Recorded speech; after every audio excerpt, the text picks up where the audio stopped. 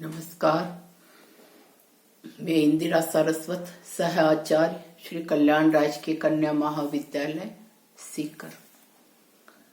प्रिय बच्चों, आज की इस हिंदी साहित्य की कक्षा में आपका स्वागत है। आज हमारे व्याख्यान का विषय है रीतिकाल के प्रसिद्ध कवि पद्माकर। पद्माकर के हम 9 पदों की व्याख्या कर चुके हैं। आज 10वां पद हम करेंगे। पहले हम इस पद को पढ़ लेते हैं। किल किलकत चंडी चही निज खंडी उमड़ी उमड़ी हर्षित है। संग ले बेतालिनी दे दे तालनी मज्जा जालनी करसती है। जुगनी जमाती है हर साथी खत खत खाती मांसन को। रुदिनी सो भरी भरी खप्पर धरी धरी नाचती करी करी हासन को। कठिन शब्द देखिए आप। किल किलकत किलकारियां करना, खंडी तलवार, मज्जा मांस मज्जा चर्बी, करसती खींचना, जुगनी योगिनिया, जमात समूह, रुधिर खून रक्त, हासन हंसना अट्टहास करना। कि युद्ध भूमि में जो योगिनियां है किस प्रकार से युद्ध का डरावनी अट्टहास करती हुई वो रक्त का पान करती है इत्यादि।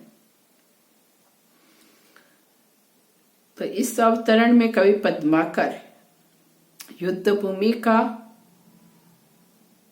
विपत्स रस का वर्णन करते हुए कहते हैं कि युद्ध क्षेत्र में भयंकर मार काट मची हुई है और युद्ध की देवी जो चंडी है वह अपने हाथ में तलवार लेकर किलकारियां करती हुई उमड़ घुमड़ कर आ रही है और अत्यधिक हर्षित है, हर्ष से भरी हुई है। किल किलकत चंडी चही निज खंडी उमड़ी उमड़ी हर्षित। कि युद्ध भूमि का वर्णन करते हुए कवि पद्माकर कहते हैं कि युद्ध की देवी जो चंडी है, जो किलकारियां कर रही है, हंस रही है। चही निज खंडी, निज अपने उसके हाथ में तलवार है। उमड़ी उमंडी कि वह उमड़ उमड़ कर आती है और हर्षित है कि अत्यधिक वह खुश है, प्रसन्नता से भरी हुई है। तो देखिए आप युद्ध का यहाँ सजीव वर्णन। और वह युद्ध की देवी क्या करती है? संगले बेतालिनी दे दे तालनी मज्जा जालनी करसती है।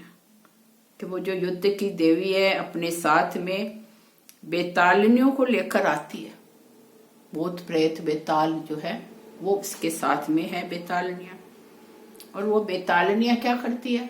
देखिए किस प्रकार का ये डरावना जो विभत्स रस का वर्णन है कि बेतालियां तालियां बजा बजा कर दे दे तालनी, तालियां बजा बजा करके जो मज्जा चालनी, मज्जा जो चर्बी है मांस मज्जा, उसके समूह को वो खींचती है, चर्बी को, है ना। वीरों की देह जो मरी हुई जो लाशें पड़ी है उनसे वो चर्बी को खींच खींच कर खाती है, रक्त का पान करती है।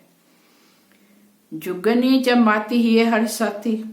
जुगनी योगिनियों की जमातें, योगिनियों का जो समूह है, जमात है, वो कैसी है वहां युद्ध भूमि में?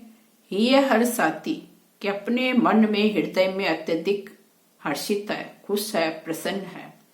खद खद खाती मांसन को कि वो योगिनियां है वो भी बड़ी प्रसन्न है कि मृत जो वहां शरीर पड़े हैं, लाशें पड़ी है वीरों की, योद्धाओं की, उनको वो नोच नोच कर खाती है और बड़ी खुश है वो बेतालनिया, वो ये जो योगिनिया इत्यादि। तो उन मृत लाशों के मांस को वो खोद खोद कर खाती रहे। इसके अलावा और क्या करती है, रुधिर सो भरी भरी खप्पर धरी धरी नचती करी करी हासन को, कि वो ये मांस मज्जा इत्यादि ही नहीं खाती, अपितु वह अपने खप्परों को रुधिर सो भरी भरी के खून से भर भर के, कि उनके जो मृत लाशें हैं उनकी खोपड़ियों में खून भर भर के, और हंसती हुई, हासन हंसती हुई, अट्टहास करती हुई, नाचती हुई, अट्टहास करती है, नाचती है और बड़ी खुश होती है। तो यहाँ युद्ध भूमि का कवि ने विपस्स रस का वर्णन किया है कि किस प्रकार से वो बेताल, भूत, प्रेत और युद्ध की चंडिका और योगिनिया कैसे मांस मज्जा को वो खाती है और खोपड़ियों में रक्त भर भर के वो पान करती है। योगिनी, मायाविनी, जादूगरनी के समान होती है, और बेतालियां वे होती है जो भूत योनि में आती है, और वहां युद्ध भूमि में जो शव पड़े हैं, लाशें पड़ी है, उन पर वे अपना अधिकार दिखाती है। अनुप्रास अलंकार का प्रयोग हुआ है। इसके साथ ही युद्ध भूमि का स्वाभाविक वर्णन होने के कारण स्वाभावोक्ति अलंकार भी का प्रयोग भी कवि ने इन पंक्तियों में किया है। तो यहाँ कवि ने युद्ध भूमि का सजीव वर्णन किया है और युद्ध भूमि का विपस्स रस का वर्णन किया कि किस प्रकार से भूत, प्रेत, बेताल इत्यादि की वीरों की लाशों को वो नोच नोच कर खाते हैं, रक्त का पान करते हैं। इसका कवि ने सजीव वर्णन युद्ध भूमि का किया है।